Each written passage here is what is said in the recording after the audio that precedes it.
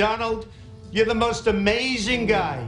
You're brilliant, you're handsome, you're rich, you have everything going. The world is waiting for you to be president. What's your message for them? Well, if I didn't align myself with both of them, you'd never have a deal. You want me to say really terrible things about Putin and then say, "Hi, Vladimir, how are we doing on the deal?" That doesn't work that way. I'm not aligned with Putin. I'm not aligned with anybody. I'm aligned with the United States of America and for the good of the world. I'm aligned with the world, and I want to get this thing over with. You see the hatred he's got for Putin. It's very tough for me to make a deal with that kind of hate. He's got tremendous hatred, and I understand that, but I can tell you the other side isn't exactly in love with, him either. If Donald Trump doesn't know whom he will support, Ukraine or Russia, I think that he will have challenges with his society, because to support Russia, it means be against Americans. It's not a question of alignment. I'm aligned with the world. I want to get the thing set. I'm aligned with Europe. I want to see if we can get this thing done. You want me to be tough? I could be tougher than any human being you've ever seen. I'd be so tough. The media and our friends in the Democrat Party kept saying we needed new legislation. We must have legislation to secure the border. But it turned out that all we really needed was a new president. But you're never going to get a deal that way, so that's the way it goes. All right, one more question. Hey, I want to respond to this. So look, for 4 years in the United States of America, we had a president who stood up at press conferences and talked tough about Vladimir Putin. And now I want to hand it over to the president of Ukraine, who has as much courage as he has determination. Ladies and gentlemen, President Putin. And then Putin invaded Ukraine and destroyed a significant chunk of the country. The path to peace and the path to prosperity is maybe engaging in diplomacy. We tried the pathway of Joe Biden of thumping our chest and pretending that the President of the United States' words mattered more than the President of the United States' actions. What makes America a good country is America engaging in diplomacy. That's what President Trump is doing. Can I ask you? Sure. Yeah? Yeah. Okay. So he occupied our parts, big parts of Ukraine, part of East and Crimea. Well, I just think he should be more appreciative, because this country has stuck with them through thick and thin. We've given them much more than Europe, and Europe should have given more than us, because as you know, that's right there, that's the border.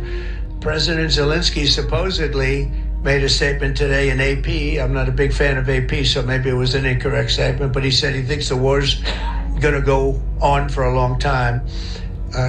And he better not be right about that. 2014 and 2014. 2014? Yeah. So I was not here. Yeah, but that's exactly right. Yes, but during 2014 till 2022, the situation the same. The people have been dying on the contact line.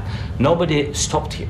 You know that we had conversations with him, a lot of conversation, my bilateral conversation, and we signed with him, me, like a new president.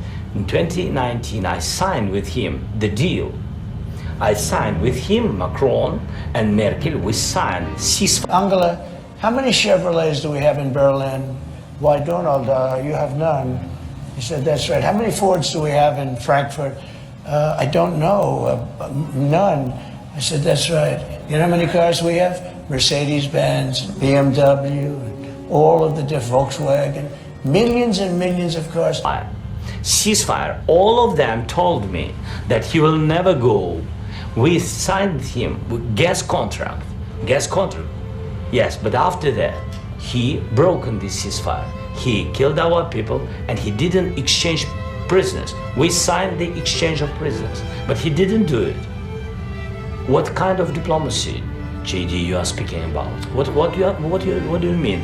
I'm talking about the kind of diplomacy that's going to end the destruction of your country. Yes, but if you Mr. President, with respect, I think it's disrespectful for you to come into the Oval Office and try to litigate this in front of the American media. Right now, you guys are going around and forcing conscripts to the front lines because you have manpower problems. You should be thanking the president for trying to bring an end to this conflict. Have you ever been to Ukraine that you say what problems we have? I have been to. Come once. I've actually watched and seen the stories, and I know what happens is you bring them on a propaganda tour, Mr. President.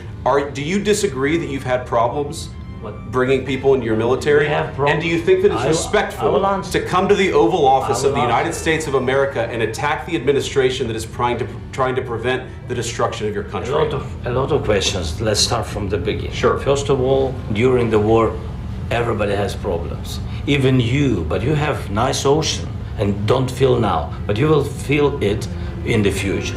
God bless. You don't know that. God bless. God bless. You will not have war. Don't tell us what we're going to feel. We're trying to solve a problem. Don't tell us what we're going to feel. I'm not telling you. Because you're in no position to dictate that. That's exactly what Remember you're this. You're in no position to dictate what we're going to feel. We're going to feel very good. You will feel influence. We're going to feel very good and very You strong. will feel influence. You're right now not in a very good position. You've allowed yourself to be in a very bad position, and he happens to be right about it. From the very beginning of the war. You're not in a good position. You don't have the the cards right now.